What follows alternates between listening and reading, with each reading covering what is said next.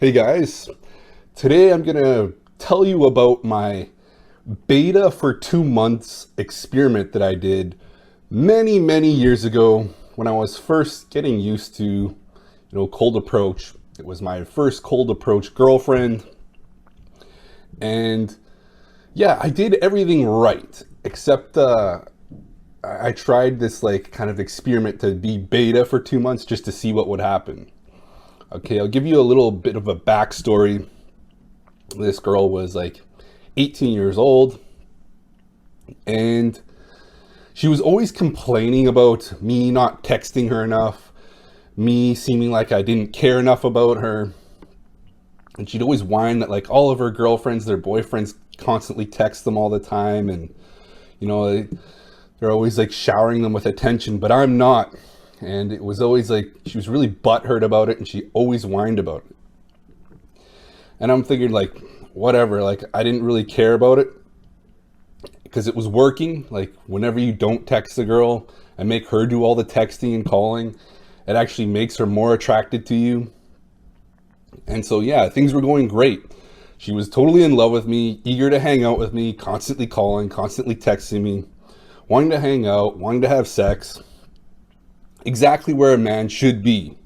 He should be in control and having his woman chasing him. And which was fine. And sure, she whined about it, but I never really gave into it. Until one time, about probably a year into the relationship. So this girl was absolutely crazy about me. And I guess, I don't know what popped into my mind, but I'm like, you know what? I've got this girl wrapped around my finger. There's nothing bad can happen. Whatever happens, like, there's nothing I can do that would cause her to want to leave me or want to cheat on me or anything like that.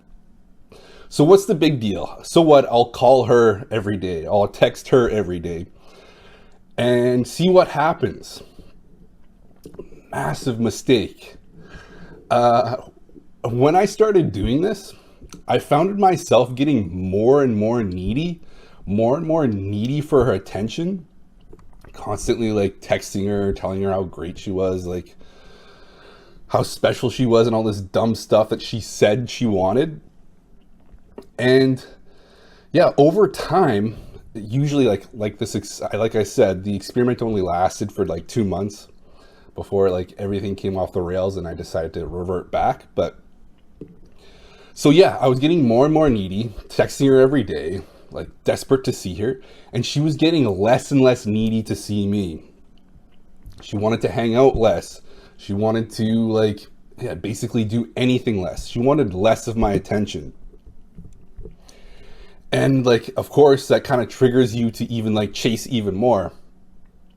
And I gradually noticed this, like she's starting to pull away because I was chasing her. And sure enough, after about like the 2 month mark, she finally comes up. She like, while we were out to dinner, she like bought me dinner or whatever. And she's like, you know what? Like, I think we really need some space. Like, I don't know what it is. Like, it's just not the same anymore. And like, yeah, I really think we should like have some space. And at that point, I'm like, I can't believe what I just did. I just, completely sabotaged this relationship in order to like, because I felt too comfortable that I could do whatever I wanted. And immediately I said like, no, like we're not taking any space. If you want to leave, we're like ending things. And if not, then yeah, we'll continue to like date. And she's like, oh, okay. And then as soon as I got home, I'm like, okay, enough of this bullshit. I reverted back to my old way of doing things. Never texted her, never brought up anything, never complimented her.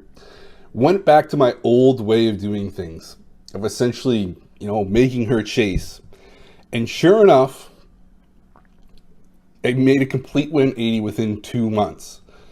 She was constantly texting me, constantly wanting to hang out, wanting to have sex, constantly talking about our future together and how like amazing I was. And it was a complete 180 just from this one thing, this texting every day or calling every day.